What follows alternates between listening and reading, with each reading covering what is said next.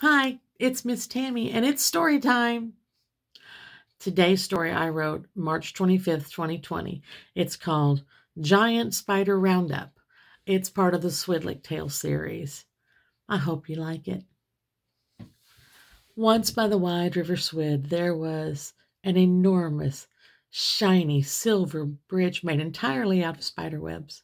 It was so strong and so wide that 20 men walking shoulder to shoulder could go across it safely. Everyone was so happy when the spiders finished the bridge. They didn't mind that all the spiders had come over uh, to Swydlyk. And when they went to sleep that night, everyone was so grateful. But early the next morning, the royal Nana rolled over and looked out her window, and she saw a big spider eye peeking in her window. And she screamed so loud she woke up everybody in the castle and everybody in the village. And when they woke up and looked at their windows and their doors, and they saw big spider eyes and great big giant spiders milling around, they screamed so loud that they woke the people up across the river in Huda.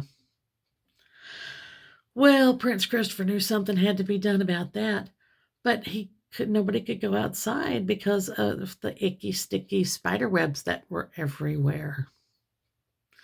So he sent a homing pigeon across to the grumpy wizard Ernie in the far north tower. And the note said, "Spiders loose, giant webs, do something." Well, the bird came back to Prince Christopher with a note from the grumpy old wizard Ernie. "Working on it. Sorry." Well, what could you do? Everybody was stuck in their houses. So, a few minutes later, I guess, maybe less than 30 minutes, Erasmus, the owl that lived with the grumpy old wizard Ernie in the far north tower, fluttered into the window where Prince Christopher was sitting in his room.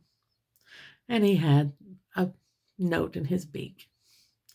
And it was from the grumpy old wizard Ernie that said, "Round up spiders, trot 'em by tower. We'll drop potion and shrink." Prince Christopher thought, well, I guess it could be done. So he signed the note, "Okay, Prince K," and sent it back through Erasmus to the old wizard. Well, Prince Christopher called Sir Egan, the head of all his knights, and told him, "Sir Egan, you're going to have to gather up 2 platoons of my bravest knights, and you're just going to go out there and rustle up all those spiders and run them past the far north tower so the wizard can sprinkle the potion on them and shrink them back down to their tiny size." Sir Egan was a little nervous about that, but what can you do when your prince asks you to do it?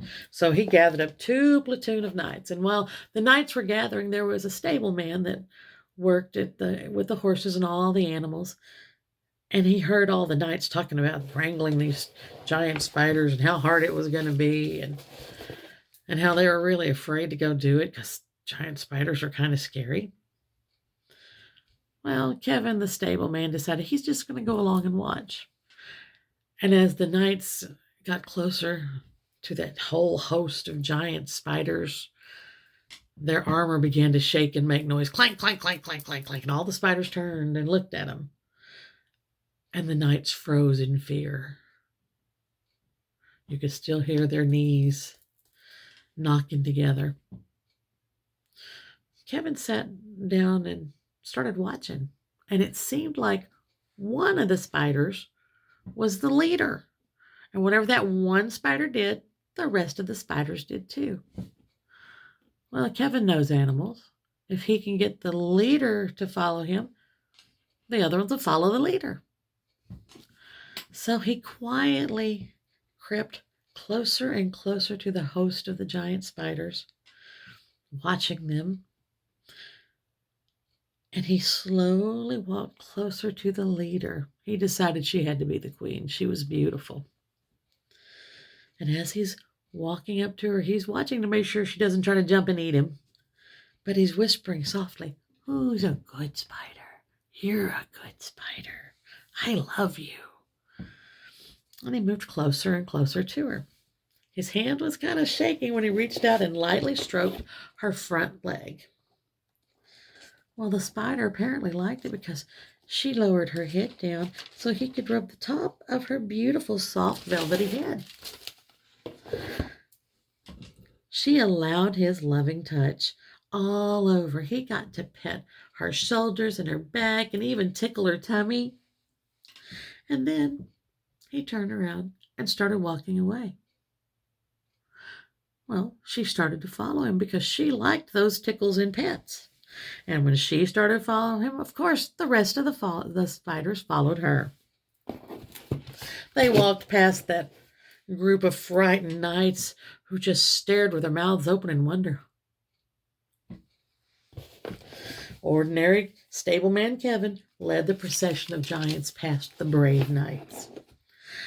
They only had to stop a few times when the queen spider tapped Kevin on the shoulder because she wanted some more pets. Well, Swydlyk was glistening like diamonds from the morning dew on all those webs. And slowly, Kevin led them through the icky, sticky spider webs. When he'd get stuck, the queen spider would pick him up and move him a little further. And they walked by the base of the far north tower, and Ernie sprinkled each spider with his potion. He was careful not to get any of the potion on Kevin the stableman. But when the spiders got the potion on their backs, they shrunk back down to itty bitty tiny spiders. And they crawled away. Well, soon all the spiders were back to being little spiders, and Prince Christopher was so grateful. He had his seamstresses go out and gather up all the webbing, and they were going to turn that into armor that didn't make any noise for all his brave knights. But he wanted to reward Kevin the stableman for his courage. So he turned him into a knight. He became Sir Kevin the Brave. And everybody lived happily ever after. The end. I hope you liked my Swydlyk story, and I hope you liked that Kevin, even though he was just a stable guy and worked with the animals, could be the hero. We can be heroes too. Bye. I love you.